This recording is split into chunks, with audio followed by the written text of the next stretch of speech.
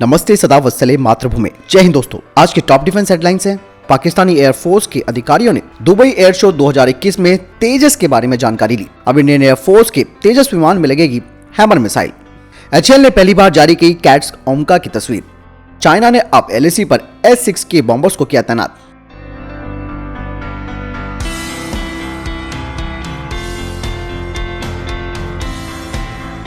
भारत का स्वदेशी fighter jet light combat aircraft Tejas अब और भी ज्यादा घातक होने वाला है।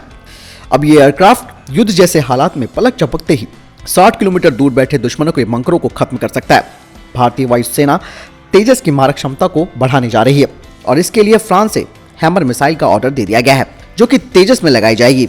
फ्रांस की हैमर मिसाइल हवा से जमीन पर हमला करने में सक्षम है और ये मिसाइल 60 से 70 किलोमीटर की दूरी पर दुश्मन के कठोर से कठोर लक्ष्य को भेज सकती है। भारत को हैमर मिसाइल की पहली खेप तब मिली थी जब राफेल विमान भारत आया था और अब भारत ने और हैमर मिसाइलों को मंगवाकर इसे तेजस में तैनात करने की योजना बनाई है।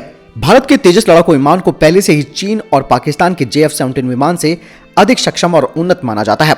ऐसे में हैमर मिसाइल इस विमान को और भी ज्यादा घातक बना देगी और JF-17 इसके आगे कहीं नहीं टिकेगा।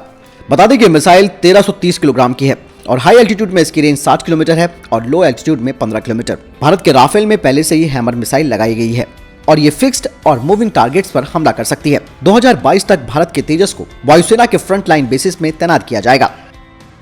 पूर्वांचल एक्सप्रेसवे पर प्रधानमंत्री नरेंद्र मोदी के सामने एयरफोर्स ने इतिहास रचाया। प्रधानमंत्री नरेंद्र मोदी के सामने वायुसेना के Mirage 2000 multi role fighter jets ने एक्सप्रेसवे पर बनाई गई इमरजेंसी एयरस्ट्रिप पर लैंडिंग की और यहां मिराज में फ्यूल भी भरा गया। इसके बाद कमांडोज को लेकर एयरफोर्स का ट्रांसपोर्ट प्लेन AN-32 हाईवे पर उतरा। इस एयर शो में Sukhoi, Miraj, Rafale, AN-32, Surya Kiran जैसे प्लेन भी शामिल हुए। इस एयर स्ट्रिप के बनने के बाद एक्सप्रेसवे पर 3 एयर स्ट्रिप वाला उत्तर प्रदेश देश का पहला राज्य बन गया है।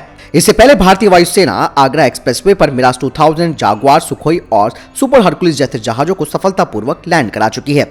इससे पहले प्रधानमंत्री नरेंद्र मोदी ने सुल्तानपुर में पूर्वांचल एक्सप्रेसवे का लोकार्पण भी किया। वे हरकुलिस विमान से किसी एक्सप्रेसवे पर पहुंचने वाले देश के पहले प्रधानमंत्री बन गए हैं। सीमा सड़क संगठन यानी कि BRO ने लद्दाख में दुनिया की सबसे ऊंची मोटर कार चलने लायक सड़क बनाकर Guinness book of world record में नाम दर्ज करा लिया है। यह सड़क लद्दाख में उमंगलीला दर्रे में 19,024 फीट की ऊंचाई पर बनाई गई है। रक्षा मंत्रालय ने कहा कि गिनीज बुक की ओर से सीमा सड़क संगठन के महानिदेशक लेफ्टिनेंट जनरल राजीव चौधरी को इस सड़क के निर्माण और ब्लैक टॉपिंग के लिए प्रमाण पत्र भी दिया गया है। दोस्तों, जैसे कि आप सभी को मालूम है कि MM नरवणे जी इस वक्त इजराइल की यात्रा पर हैं और इस दौरान वो भारत और इजराइल के रक्षा संबंधों को और बढ़ाने के तरीकों पर चर्चा करेंगे। एक समारोह के दौरान MM नरवणे जी को गार्ड ऑफ ऑनर दिया गया। यही नहीं, MM नरवणे जी ने इजरायली डिफेंस के स्पेशल ऑपरेशन यूनिट के साथ भी मुलाकात की, जहां काउंटर टेरर ऑपरेशन पर भी उन्होंने बातचीत की। इसके अलावा इजरायली सेना किस तरीके के हथियारों का इस्तेमाल कर रही है और किस तरीके के रिसोर्सेज का इस्तेमाल कर रही है, उस बारे में भी जानकारी हासिल की।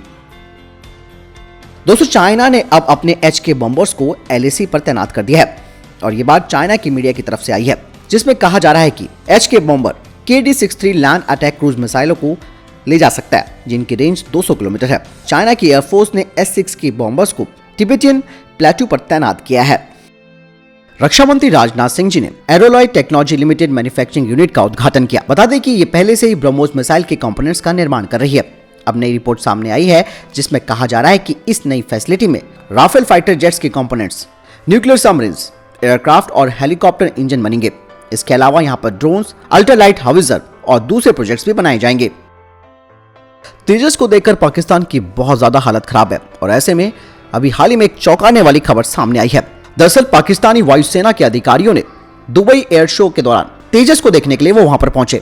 यानी भारतीय वायुसेना के अधिकारियों ने भी उनको तेजस का डेमोन्स्ट्रेशन दिखाया। इसके अलावा पाकिस्तानी ऑफिसर्स ने तेजस की कॉकपिट को भी देखा, लेकिन इन्होंने केवल बाहर से देखा। दरअसल इसके पीछे आप समझ सकते हैं कि पाकिस्तान की जो कड़वाहट है वो सामने है। वो तेजस को देखने के लिए इसलिए भी पहुंचा कि आखिर इसमें किस तरीके के वेपन पैकेजों को लगाया जा रहा है और किस तरीके से भारत इसको अंतर्राष्ट्रीय लेवल पर प्रदर्शित कर रहा है। बहुत कुछ सोचने वाली बातें हैं और बहुत कुछ समझने वाली है, क्योंकि पाकिस्तान ने अपना JF-17 यहाँ पर नहीं भेजा है और पाकिस्तानी वायुसेना के अधिकारियों के द्वारा तेजस को विजिट करना कहीं ना कहीं आपको ये लग सकता है कि डर दिखाई दे रहा है। प्रधानमंत्री नरेंद्र मोदी 19 नवंबर को पहला light combat helicopter Indian air force को सौंपेंगे। इसके अलावा अन्य कई स्वदेशी प्लेटफॉर्म्स जिनमें कि ड्रोन्स जो कि भारतीय आर्मी को सौंपे जाएंगे। इसके अलावा advance electronic warfare suit worship जो कि भारतीय नौसेना को दिया जाएगा। इसके अलावा प्रधानमंत्री नरेंद्र मोदी 400 करोड़ रुपए के प्रोजेक्ट जो कि भारत डायनेमिक लिमिटेड की नई यूनिट होगी और इस जगह पर प्रपोजन सिस्टम, स्वदेशी एंटी टैंक गाइडेड मिसाइल्स, नाम हेलिना, ध्रुव अस्त्रा और सेंट मिसाइलें बनाई जाएंगी, उसका भी उद्घाटन करेंगे। भारत की private defence manufacturing company economic explosive limited ने स्वदेशी रूप से आर्म ड्रोन्स और लॉइटरिंग म्यूनिशन का डेमोन्स्ट्रेशन किया है और अब इन सिस्टम्स को इंडियन आर्म फोर्सेस को दिया जाएगा यूजर ट्रायल्स के लिए, जिसे कि जनवरी 2022 में दिया जाएगा। इसके अलावा 3 अलग अलग लॉइटरिंग म्यूनिशंस पर काम किया जा रहा है जिनकी रेंज 15 से 25 किलोमीटर और 100 किलोमीटर के बीच है। बता दें कि ये जो लॉइटरिंग म्यूनिशंस बनाए जा रहे हैं वो 40% सस्ते हैं इजरायली लॉइटरिंग म्यूनिशन के मुकाबले में। और इसके अलावा ये कंपनी एंटी ड्रोन सिस्टम भी बना रही है जिसमें सॉफ्ट किल क्षमता भी है और ये एंटी ड्रोन मिसाइलें दाग सकती है स्वार्म ड्रोन्स के खिलाफ। HAL पैच HAL के द्वारा बनाए जा रहे अनमैन्ड किरण MK2 ट्रेनर की तस्वीरें पहली बार सामने आई है जो कि HAL का कैट्स ओम का प्रोजेक्ट है और इस अनमैन्ड किरण मार्क 2 ट्रेनर विमान ने अपने ऑटोनॉमस टेक ऑफ और लैंडिंग का प्रदर्शन भी किया है और अब इस एयरक्राफ्ट के कुछ और ट्रायल्स होने बाकी हैं जो कि अनमैन्ड कॉन्फ़िगरेशन के साथ किए जाएंगे। HAL और न्यू स्पेस रिसर्च किरण MK2 एयरक्राफ्ट MiG-21 MiG-27 को अनमैन्ड एरियल व्हीकल्स में जिनका इस्तेमाल डिकॉय के लिए किया जाएगा ताकि दुश्मन के एयर डिफेंस का पता चल सके। भारत, सिंगापुर और थाईलैंड की नौसेना ने मंगलवार को अंडमान सागर में जटिल सैन्य अभ्यास किया और ये अभ्यास 2 दिन और चलेगा। भारतीय नौसेना ने कहा कि इस सैन्य अभ्यास की विशेषता समुद्री क्षेत्र में तीनों मित्र नौसेनाओं के बीच तालमेल और सहयोग को बढ़ावा देना है। भारत ने इस अभ्यास में अपनी मिसाइल कॉर्वेट कार्मुक को भी उतारा। दोस्तों, भारत को तीसरे एयरक्राफ्ट कैरियर की जरूरत है, इस बारे में कोई दो राय नहीं है और भारतीय नौसेना इसके लिए कह भी चुकी है, जिसमें कि 65,000 टन के डिस्प्लेसमेंट वाला एयरक्राफ्ट कैरियर की बात कही जा रही थी जो कि तीसरा एयरक्राफ्ट होने वाला था। लेकिन अब भारतीय नौसेना अपने विचार को बदल रही है और इसकी बजाय एक कम डिस्प्लेसमेंट वाला विमान वाहक पोत बनाने पर सोच रही है। आपको बता दें कि भारतीय नौसेना एक बड़े विमान वाहक पोत की बजाय इस तरीके का विमान वाहक पोत बनाने के बारे में सोच रही है जहां से TEDBF, अनमैन्ड एयरक्राफ्ट सिस्टम और अनमैन्ड कॉम्बैट एरियल व्हीकल्स को संचालित किया जा सकेगा। लेकिन एक रिपोर्ट में कहा जा रहा है कि भारतीय नौसेना का जो नेवल डिजाइन ब्यूरो है उन्हें लड़ाकू विमान योजनाओं के अलावा मानव रहित हवाई वाहनों को समायोजित करने के लिए डिजाइन योजनाओं को बदलने के लिए कहा गया है। लेकिन इसका मतलब ये नहीं है कि भारतीय नौसेना ने INS विक्रांत क्लास की सिस्टर शिप को बनाए जाने का फैसला किया है जो कि एक नया डिजाइन और कम डिस्प्लेसमेंट वाला होगा।